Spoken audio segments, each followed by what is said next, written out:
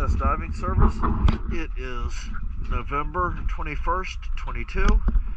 We're at the vessel Honey. Let's take a look. Jason had just cleaned her up a few minutes ago.